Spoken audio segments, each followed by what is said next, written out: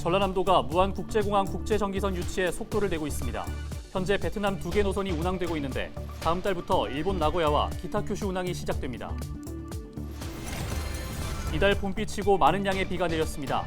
주암댐 저수율이 22%를 넘기면서 제한급수는 피할 수 있게 됐습니다. 인구가 줄면서 학령 인구 감소세도 뚜렷해지고 있습니다.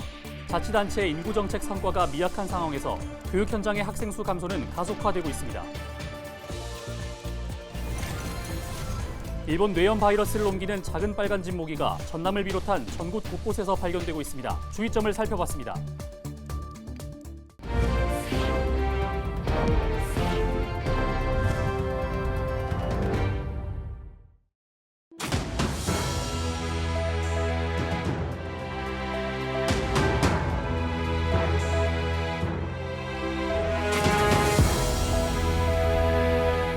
시청자 여러분 안녕하십니까? 헬로티비 전남뉴스입니다. 전남도가 2025년 호남 고속철도 2단계 개통 시기에 맞춰 국제정기선 유치에 속도를 내고 있습니다. 현재 무안국제공항에는 베트남 2개 노선이 운항되고 있으며 다음 달 대한항공이 일본 나고야 노선, 하이에어가 일본 기타 큐슈 운항을 예고했습니다. 전남도는 국제정기선 유치를 위해 항공사를 상대로 항공기 운항 재전 손실 보전과 추가 인센티브 제공 의사를 전달한 상태라고 밝혔습니다. 또한 공항 기반 시설 확충 사업으로 관리동 신축을 완료했고 장거리 노선 취향이 가능한 활주로 연장 사업을 추진하고 있다고 설명했습니다.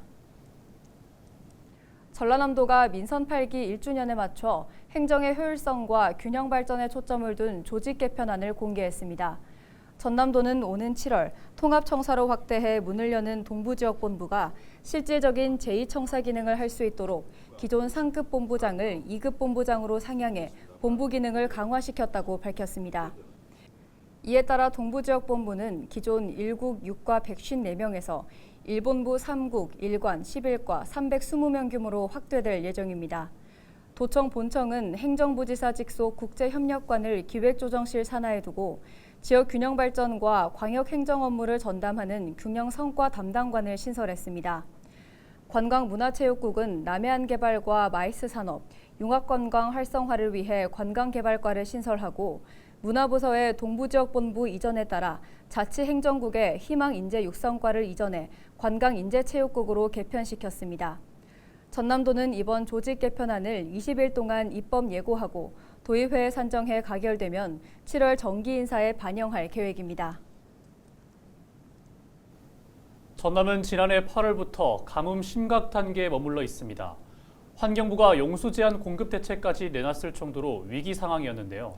다행히 이달부터 봄비치고 많은 양의 비가 내리면서 제한급수는 피할 수 있게 됐습니다. 보도에 서경 기자입니다.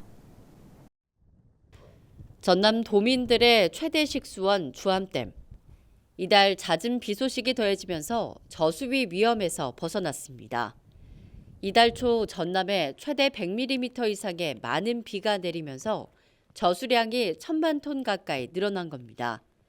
19일 기준 주암댐 저수율은 22.2%, 예년 대비 절반 수준입니다. 비가 내리지 않았다면 주암댐은 다음 달 말쯤 완전히 고갈될 위기였지만 최악의 상황을 피하게 됐습니다. 한국수자원공사 주암댐 지사는 앞으로 비가 단 한 번도 내리지 않는 이상기후가 발생하지 않는 이상 올 연말까지 제한급수는 실행되지 않을 것으로 전망하고 있습니다. 예년 대비해서 110%로 예년 수준 정도로 비가 지금 오고 있는 상황이긴 한데 원체 저수율이 좀 많이 낮았었던 상황이기 때문에 올해 말까지는 저희가 볼 때는 지금 저수위에 떨어진다든지 급격하게 제한급수를 한다든지 이렇게까지 가지는 않을 걸로 이제 전망을 하고 있습니다. 전남도는 앞으로 비가 오지 않는 극한 상황까지 고려해 용수 공급 대책을 추진하고 있다고 밝혔습니다. 농업용수를 확보하기 위해 양수장 정비나 관정 개발 등에 80억 원을 투입하고 영농기를 대비해 저수지 물 채우기 작업을 진행할 계획입니다. 여수산단 공장 정비 시기를 조정해서 공업용수를 절감하고 생활용수 절감 시 수도요금을 감면하는 정책을 추진할 예정입니다. 최대한 물을 아껴서 급수에 대한 도민의 불안을 해소하겠다는 겁니다. 제한급수 위기를 넘긴 주암댐. 광주지방기상청은 다음 주까지 전남에 비가 더 내릴 것으로 예보했습니다. 저수량 추가 확보에도 도움이 될 것으로 전망되고 있습니다. 헬로티비 뉴스 서경입니다. 가평군은 인구가 줄어드는 인구 소멸 위험 지역입니다. 학령 인구 또한 줄어 다양한 교육 사업을 추진해 인근 도시 학생들의 전학을 유도하고 있습니다. 일부 전학을 오지만 학생 수 감소를 막기에는 턱없이 부족하기만 하고 자치단체의 인구 정책도 성과가 미미합니다. 딜라이브 김정필 기자의 보도입니다. 산골 마을의 한 초등학교입니다. 교통 불편을 해결해주는 학교 버스 2대가 있습니다. 교실에서는 정교사와 어깨동무 학습 도우미가 수업을 함께합니다. 학생들이 10명 남짓이라 맞춤형 지도가 가능합니다. 수업 시간에 도우미 선생님이랑 또 정규 선생님이랑 같이 수업을 진행하면서 아이들의 부족한 부분들을 채워주고 있습니다. 그래서 학부모님들의 만족도가 높습니다.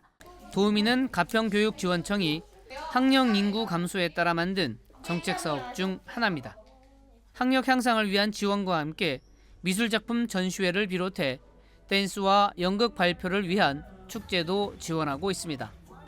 또 천혜의 자연을 활용한 생태체험 교육 프로그램도 활발하게 운영되고 있습니다. 가평교육은 물, 별, 숲, 생태 환경 교육을 하고 있습니다. 서울보다 면적이 넓은 가평에 인구가 적고 산계에 있는데요. 생태 환경 교육과 문화 예술 교육이 어우러지는 그러한 교육을 준비해서 진행하고 있습니다. 그럼에도 인구가 줄면서 학령기 아동 감소 추세는 계속되고 있습니다. 한때 7만 명이 넘었던 가평군 인구는 2018년 6만 4천 명이 무너졌고 지금은 6만 3천 명 선도 위협하고 있습니다. 2018년 이후 초등학생은 5년 동안 276명이 줄었고 중학생과 고등학생까지 꾸준하게 줄고 있습니다. 초등학교 학생 수 감소로 10개 학교가 폐교를 했고 현재 분교 3개를 포함해 16개 학교만 남았습니다. 가평군도 인구 감소와 지방 소멸을 막기 위해 다양한 아이디어를 짜내고 있습니다. 아이디어 공모전을 통해서 저희 가평군 지역 여건에 맞는 사업을 발굴하고자 하고요. 지방소멸기금을 통해서 저희 지역 여건에 맞는 사업을 발굴하려고 하는데요. 가평군 부서 16개 사업이 저희한테 들어와 있습니다. 5개년에 맞춰가지고 사업을 진행할 예정입니다. 그동안 중앙과 지방정부는 출생률을 높여 인구를 늘리는 다양한 정책을 시행했지만 인구 감소는 멈출 줄 모릅니다. 딜라이브 뉴스 김정필입니다.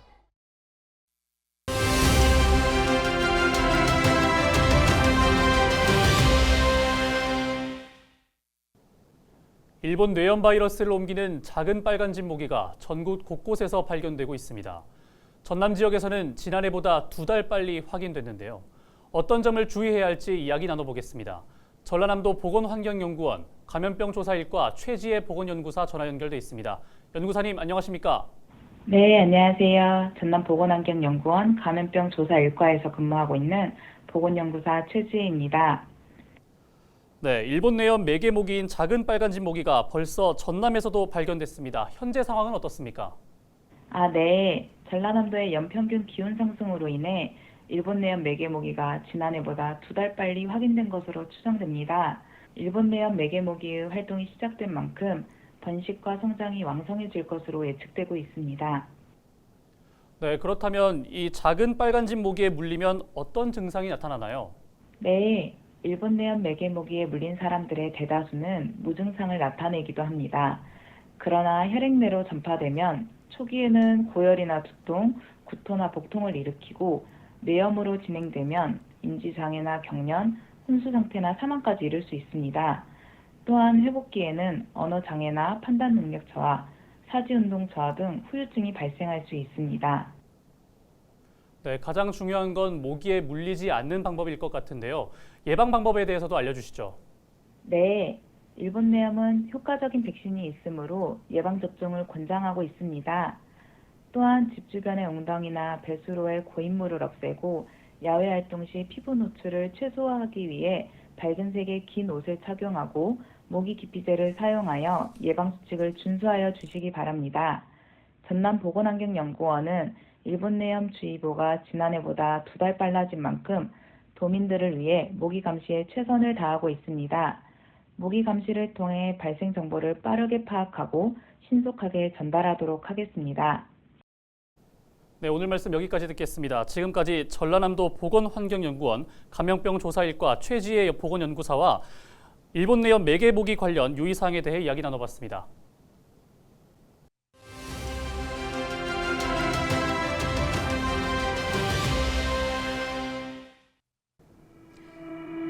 글로컬 대학 30. 비수도권 지방대를 육성하기 위해 정부가 내놓은 대책입니다. 지역과 대학 간의 연계를 높이고 대학 통합 등 대학의 경계를 허무는 혁신성을 보여줄 대학에 5년간 1,000억 원을 지원하겠다는 건데요. 될성부른 지방대를 선택해 집중 육성하겠다는 의미입니다. 벌써 지역 국립대를 중심으로 통합 논의가 활발하게 진행되고 있습니다. 글로컬 대학에 선정되지 못한다면 그렇지 못한 대학과의 재정 격차, 또 교육 환경 격차로 고사 위기에 처할 수밖에 없기 때문인데요. 현재 전국 대학 입학 정원은 47만여 명, 지난해 출생아 수는 25만 명대로 떨어져 대학의 혁신이 필요한 시점은 분명합니다. 당장 오는 9월, 정부는 10개 안팎의 대학을 글로컬 대학으로 지정 발표할 계획인데요.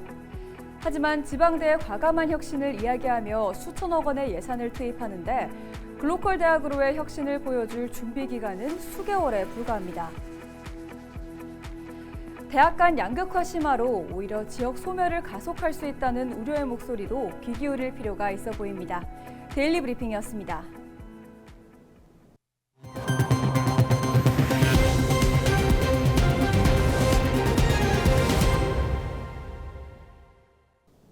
여수 연도에서 70대 주민이 갯바위 낚시를 간 뒤 연락이 끊겨 여수해양경찰이 긴급 수색에 나섰습니다.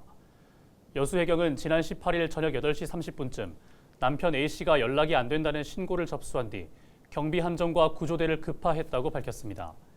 해경은 해상 실족의 가능성을 열어두고 경비함정 5척과 민간어선 2척 등을 동원해 집중 수색을 이어가고 있습니다. 지난 18일 오후 4시 40분쯤 여수 율촌면의 한 아파트 공사장에서 크레인이 넘어지는 사고가 발생했습니다. 여수 소방은 신고를 접수하고 현장에 출동했을 당시 운전자가 탑승하지 않았던 100톤 크레인이 아파트 공사장에서 전도된 상황으로 다행히 인명피해는 없었다고 설명했습니다. 경찰은 현장 작업자 등을 상대로 정확한 원인을 조사하고 있습니다. 광주에서 순천 방면 승주 IC 인근 고속도로에서 화물차 추돌 사고가 발생해 1명이 숨지고 2명이 크게 다쳤습니다. 순천소방서는 18일 낮 2시 39분 호남고속도로 승주 IC 부근에서 1톤 화물차가 25톤 화물차를 추돌하는 사고가 발생했다고 밝혔습니다. 이 사고로 1톤 화물차 뒷좌석에 타고 있던 20대 남성이 숨졌으며 운전자와 조수석 동승자 2명은 중상을 입고 병원으로 옮겨졌다고 설명했습니다. 경찰은 정확한 사고 원인을 조사하고 있습니다. 한덕수 국무총리가 포스코와 광양만권 경제자유구역청을 방문해 기업 경영의 애로사항을 살폈습니다. 한덕수 국무총리는 19일 광양을 찾아 지역 투자 계획을 보고받고 기업들의 경영 환경 등을 점검하며 경제 활성화를 위한 방안을 논의했습니다. 그러면서 광양제철소와 동호만 투자 부지를 살핀 뒤 호남 지역 수출기업 간담회에 참여해 지역 수출 발전 방향에 대한 기업들의 다양한 의견을 수렴했습니다.